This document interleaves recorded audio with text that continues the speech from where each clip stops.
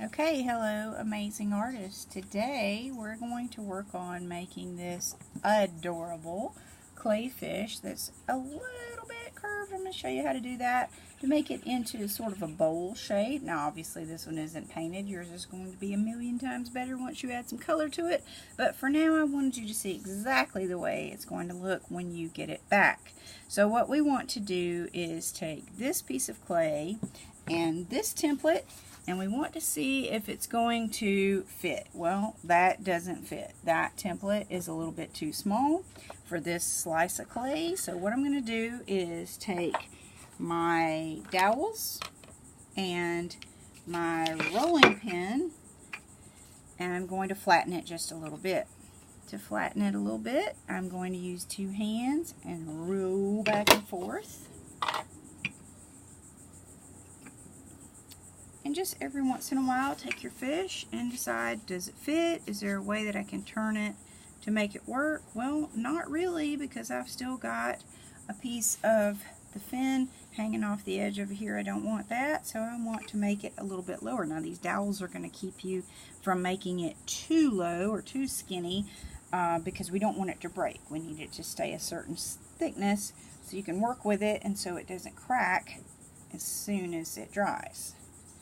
So, applying a little bit of pressure, but you can't apply too much anyway, because the dowels are going to keep you from rolling it too thin. So, I just did it again. I'm going to try and see if my fish fits. Uh-oh, that looks like a winner right there, so I'm going to keep it there. Please don't mash this cardstock paper down onto your clay. Your clay is a little damp. This cardstock is going to absorb all the water. That's what you don't want, because it's going to get stuck to your clay and it's going to ruin the template for everybody else. One of the first things you're going to need to do is take this tool and cut out around the template of the clay. Make sure, or the fish, oops. And then what I want you to do is make sure that whenever you're cutting it, that you pay attention to all of these little curvy lines. Try to stay as close to them as you can. I know that means you have to go slow. You've got plenty of time. It's not a race, so just go on ahead and carefully carve around that. Okay, then when you get extra clay like this, just go ahead and take these scraps, because we can totally reuse them. In fact, we're going to use some for this project. Put them back in here. We'll put them away in a plastic bag later on your way out when we're cleaning up. Okay, so keep on carving around your template. You can keep your hand on it, but I want you to notice that I'm only doing that as a guide to keep my paper from slipping. I really don't even have to do that. I just want to make sure I can go around these curves. So my hand is there as a guide, but I am not pushing down hard because I don't want the cardstock to get stuck to the clay like we were talking about earlier. Alright, almost finished. I'm going to carve out that part of the mouth and this part of the mouth. Now, don't worry if something happens and a little part of the lip is missing, like this one. You can see that it's not quite curved out and pointed. Well, we're going to create that effect with this piece of clay whenever we get ready to add it. But before we can do that, what we're going to do is set our template aside. We don't need it anymore. And we're going to use a little bit of this clay slip and just gently go ahead and spread some slip over these little lines, these edges. Now, right now they're really soft because the clay's wet, but whenever this dries, these are going to be sharp. And we don't want you cutting yourself, and we don't want to have some kind of piece of artwork that's actually dangerous. So you just want to go ahead and smooth those little things out, get them nice and leveled. It's really easy to do. It doesn't take very long. The next step is to go ahead and start adding this texture. So what we're going to do is all these little places where we saw these curvy lines in our fish, both top and bottom, we're going to just draw in these little squiggly lines. Now, they're not real fancy, and don't worry, they don't have to look just like mine. Mine don't look exactly the same, and yours shouldn't either, and yours also shouldn't look exactly like mine. In fact, if it doesn't look exactly like mine, that's even better. I want to see your own individual ideas. Now the next thing we're going to do is add these scales. We don't need to add too many. We're going to use these tongue depressors like you use at the doctor's office, or popsicle sticks, except they're a little bit larger, and we're going to create some scales right here in the middle of the body. I'm not going to press down too hard. I don't want to poke a hole in the clay. I just want to create something that sort of looks like a fish scale. Okay, so I've got a few right there. That's enough. The next thing I want to do is put these two little indentions in the tail. For this one, I'm going to use this tool. It looks sort of like a spoon on the end, and it does a great job of just pushing in, making just a little dent right there in the tail. So I'm going to do that. That was easy. And another one right there. And don't put it down yet, because I want you to make a little dent for the eye.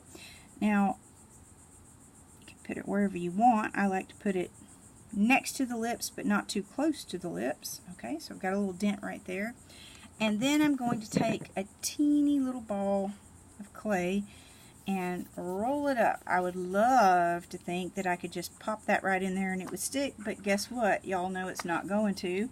So what we're going to do is take a little bit of clay slip and this toothbrush. These are Dr. Culver's old toothbrushes. He saves them all for me. And then I scrub that up. And I'm going to scrub up that eyeball, not your real eyeball, the fish eyeball. And then I'm going to put those two things in there, and that acts like a glue. That's what's going to keep this together and keep it from rolling away whenever I put it into the kiln. Okay, don't worry about all this. If you spill a little slip around, just smooth it out. It's no big deal. It's going to dry nice and smooth. Next thing I'm going to do is make these gorgeous fish lips. And the way to do that is I'm going to take the first one and I'm going to make a shape that's a little bit like a teardrop. So means it's going to be a little bit larger at one end, and I'm going to pinch it down there. That looks just about perfect. Let me check it out and see, whoops, if it can fit. Okay, it can. Okay, so what I'm going to do is again take Dr. Culver's old toothbrushes, and I'm going to scrape that top part of the lip, and I'm going to scrape that one too. I don't scrape your real lips, I meant your fish lips. And then press that onto the top, not too hard. Don't stress out about those little marks. We're going to fix those in just a minute. Instead, we're going to work first on this bottom part of the lip. It's only going to take a second. I'm going to use a smaller piece of clay.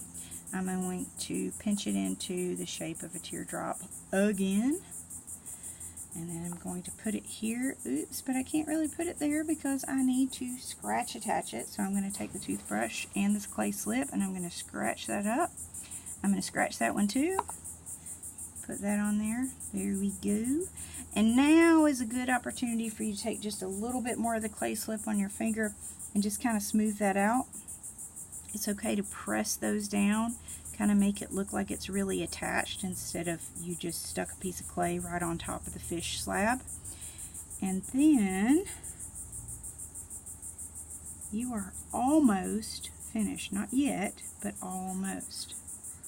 If you have a little piece of clay like this that's bothering you, you can take that tool and just scrape it off if you're a perfectionist like me.